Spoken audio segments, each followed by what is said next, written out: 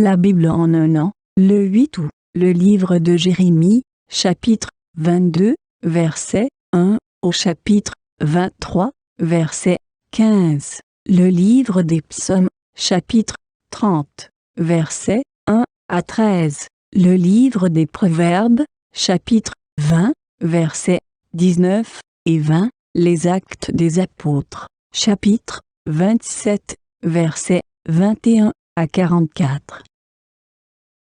Le livre de Jérémie, chapitre 22. Voici ce qu'a dit l'Éternel. Descends au palais du roi de Juda, et là tu prononceras cette parole. Écoute la parole de l'Éternel, roi de Juda, toi qui occupes le trône de David, ainsi que tes serviteurs et ton peuple qui entrent par ses portes. Voici ce que dit l'Éternel. Pratiquez le droit et la justice, délivrez celui qui est maltraité de son exploiteur, n'opprimez pas l'étranger, l'orphelin et l'aveugle, ne recourez pas à la violence et ne versez pas de sang innocent dans cet endroit. En effet, si vous mettez fidèlement cette parole en pratique, les rois assis sur le trône de David continueront d'entrer par les portes de ce palais, monter sur des chars et sur des chevaux, eux, leurs serviteurs et leur peuple. En revanche, si vous n'écoutez pas ces paroles, je le jure par moi-même, déclare l'Éternel, ce palais deviendra une ruine. En effet, voici ce que dit l'Éternel au sujet du palais du roi de Juda. Tu es pour moi pareil à Galaad, au sommet du Liban, mais je ferai de toi un désert, une ville inhabitée. Je prépare contre toi des destructeurs, chacun avec ses armes. Ils abattront tes plus beaux cèdres et les jetteront au feu. Des nations nombreuses passeront près de cette ville, et elles se demanderont l'une à l'autre, pourquoi l'Éternel a-t-il agi de cette manière envers cette grande ville? On répondra, parce qu'ils ont abandonné l'alliance de l'Éternel, leur Dieu, et qu'ils se sont prosternés devant d'autres dieux et les ont servis. Ne pleurez pas celui qui est mort, ne le plaignez pas.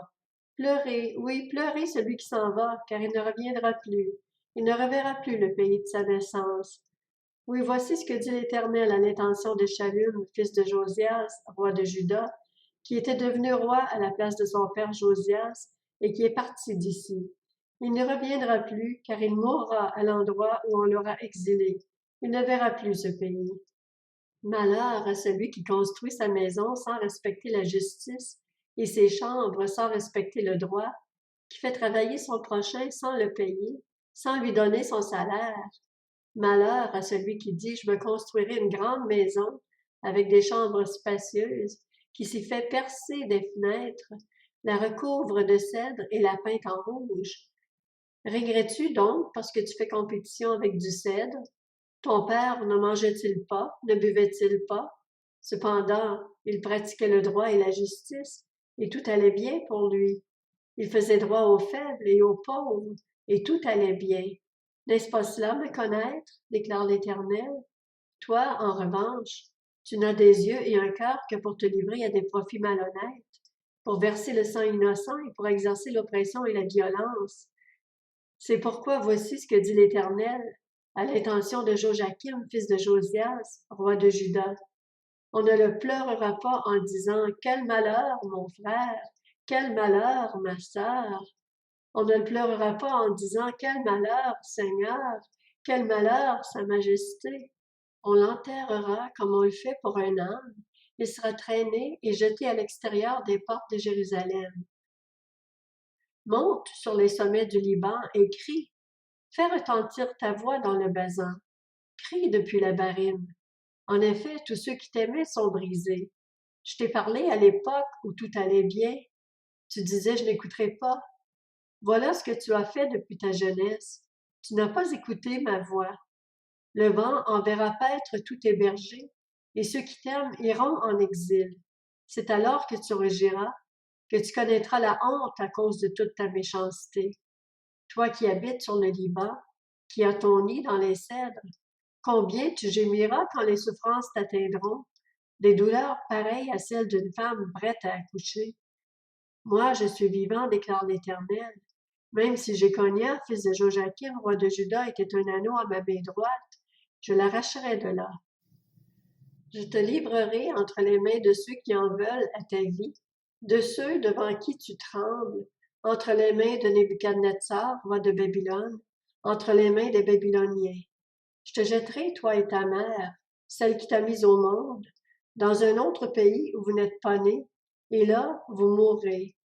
Quant au pays où ils désireront tant retourner, ils n'y retourneront pas. Ce Jéconia est-il donc un récipient méprisé, mis en pièces? Est-il un objet qui n'apporte aucune satisfaction? Pourquoi ont-ils été expulsés, lui et sa descendance, projetés dans un pays qu'ils ne connaissent pas?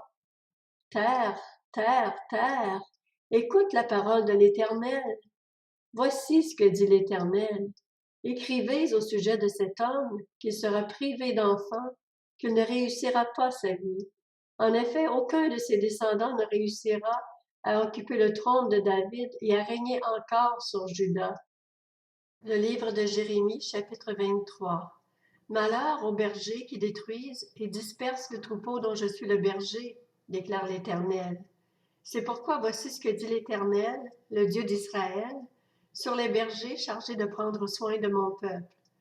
Puisque vous avez dispersé mes brebis, que vous les avez chassées et n'êtes pas intervenus en leur faveur, je vais intervenir contre vous à cause de la méchanceté de vos agissements, déclare l'Éternel.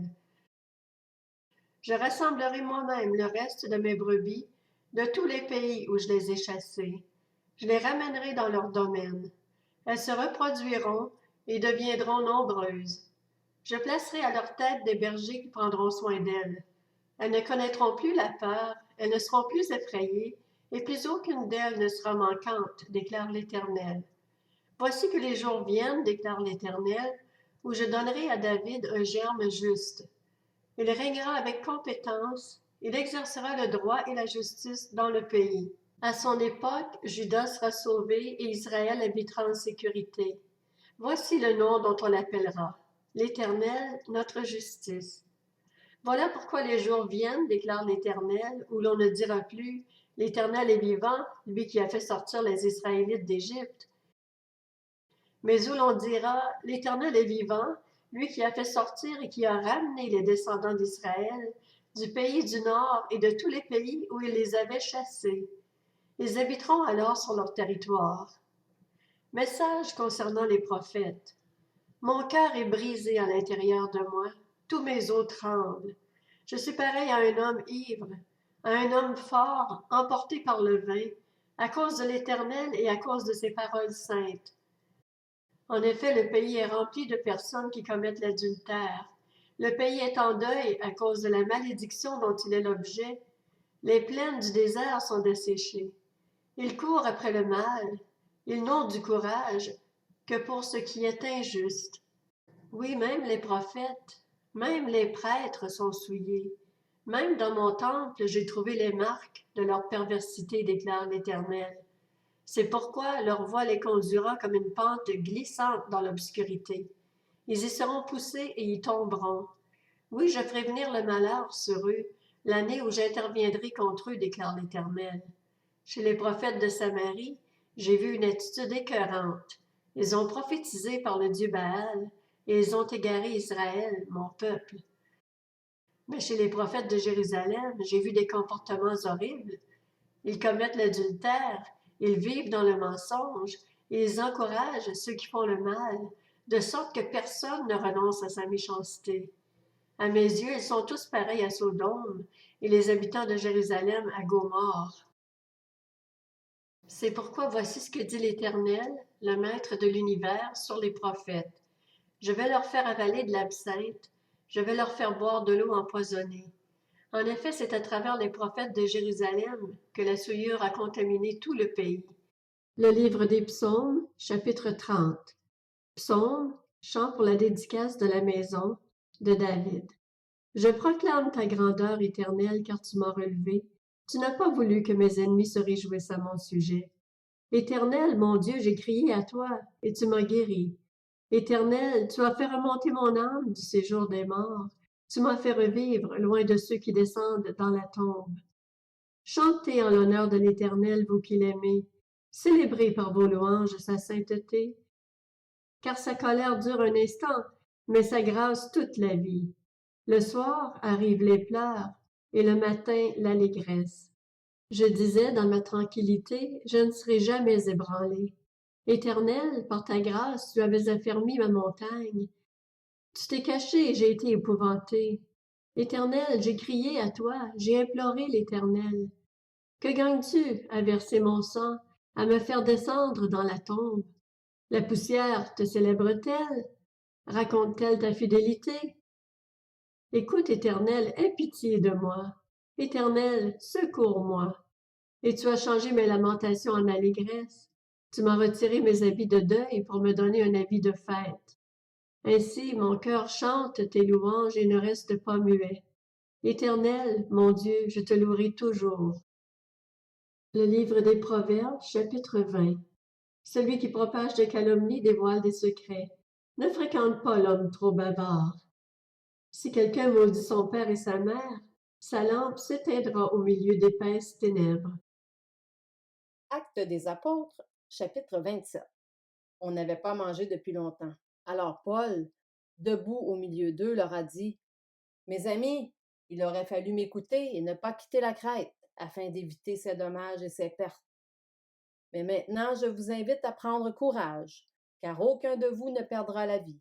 Seul le bateau sera perdu.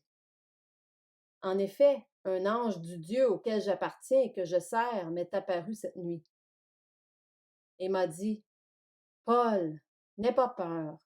Il faut que tu comparaisses devant l'empereur, et voici que Dieu t'accorde la vie de tous ceux qui naviguent avec toi.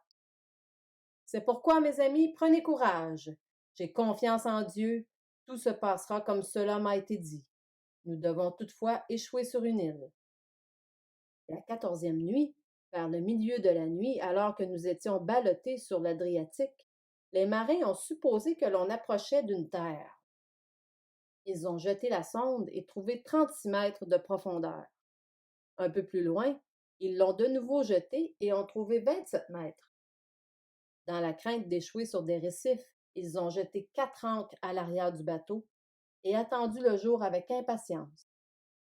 Mais, alors que les marins cherchaient à s'échapper du bateau et mettaient le canot à la mer sous prétexte de jeter les ancres situées à l'avant, Paul a dit à l'officier et aux soldats, « Si ces hommes ne restent pas sur le bateau, vous ne pouvez pas être sauvés. » Alors les soldats ont coupé les cordages du canot et l'ont laissé tomber. Avant que le jour se lève, Paul a encouragé tout le monde à prendre de la nourriture en disant, « C'est aujourd'hui le 14e jour que vous êtes dans la tente sans manger, sans rien prendre. Je vous invite donc à prendre de la nourriture, car cela est nécessaire pour votre salut, et aucun de vous ne perdra un cheveu de sa tête. » Après avoir dit cela, il a pris du pain, a remercié Dieu devant tous, puis il l'a rompu et s'est mis à manger. Alors tous ont repris courage et ont eux aussi mangé. Nous étions 276 personnes en tout sur le bateau. Une fois rassasiés, ils ont allégé le bateau en jetant le blé à la mer. Au lever du jour, sans reconnaître l'endroit, ils ont aperçu un golfe avec une plage et décidé, si possible, d'y faire échouer le bateau. Ils ont détaché les ancres pour les laisser aller dans la mer et ont en même temps relâché les attaches des gouvernails. Puis ils ont mis au vent la voile d'artimon et se sont dirigés vers le rivage. Mais ils sont tombés sur un banc de sable où ils ont fait échouer le bateau. L'avant du bateau s'y est enfoncé et a été immobilisé, tandis que l'arrière se brisait sous la violence des vagues. Les soldats étaient d'avis de tuer les prisonniers, de peur que l'un d'eux ne s'échappe à la nage. Mais l'officier qui voulait sauver Paul les a empêchés de mettre ce projet à exécution. Il a ordonné à ceux qui savaient nager de se jeter les premiers à l'eau pour gagner la terre et aux autres de s'agripper à des planches ou à des débris du bateau. C'est ainsi que tous sont parvenus sains et saufs à terre.